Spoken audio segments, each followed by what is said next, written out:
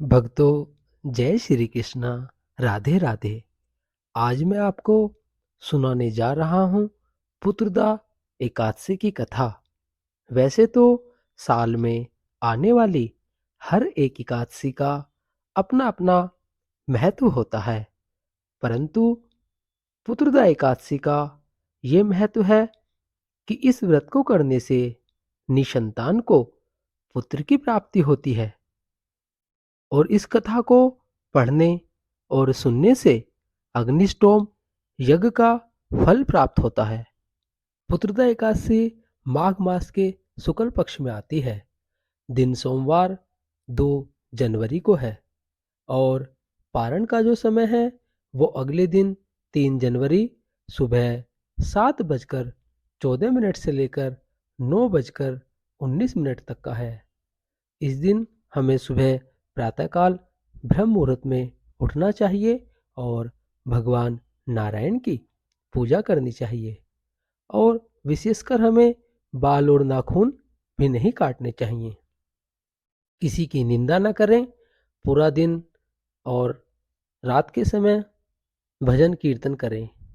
अगर हो सकता है तो फिर गजेंद्र मोक्ष का पाठ करें। इस एकादशी को वैकुंठ एकादशी के नाम से भी जाना जाता है। यह पुत्रदा एकादशी सब पापों को हरने वाली उत्तम तिथि है।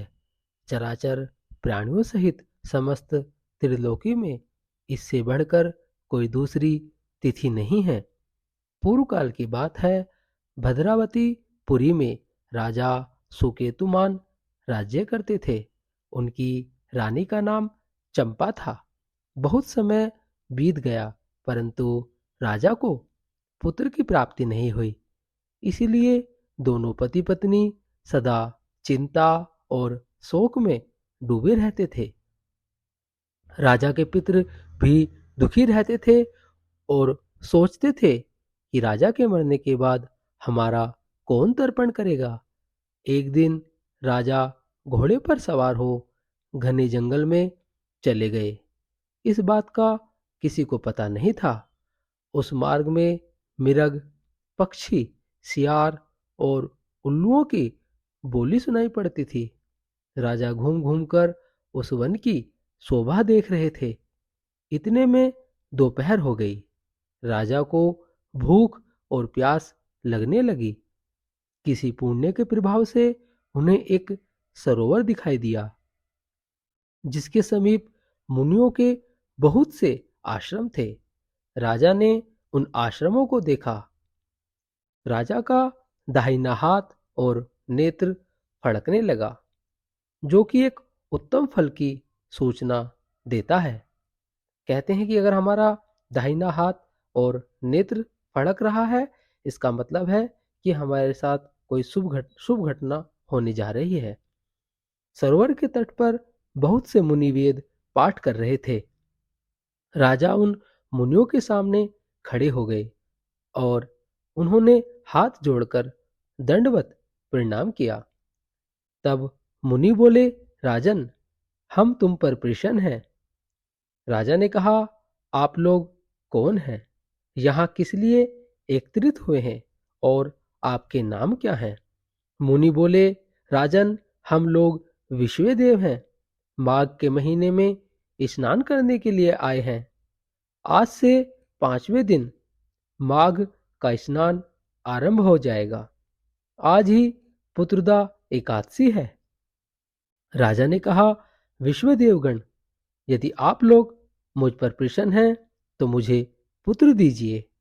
मुनिगण बोले, आज के ही दिन पुत्रदा नाम की एकादशी है। इसका व्रत बहुत ही विख्यात है।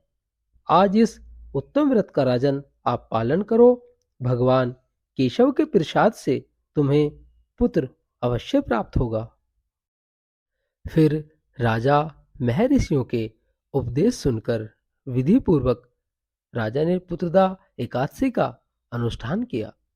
फिर अगले दिन द्वादशी को पारण करके मुनियों के चरणों में बारंबार मस्तक झुकाकर राजा अपने घर को गए। फिर रानी ने गर्भ धारण किया। प्रसव काल आने पर राजा को एक तेजस्वी पुत्र प्राप्त हुआ, जिसने अपने गुणों से पिता को संतुष्ट किया। इसीलिए पुत्रदा का उत्तम व्रत अवश्य करना चाहिए। जो मनुष्य पुत्रदा का व्रत करते हैं उन्हें स्वर्ग की प्राप्ति होती है। इस कथा को पढ़ने और सुनने से ही अग्निष्टोम यज्ञ का फल प्राप्त होता है। जय श्री कृष्णा। राधे राधे।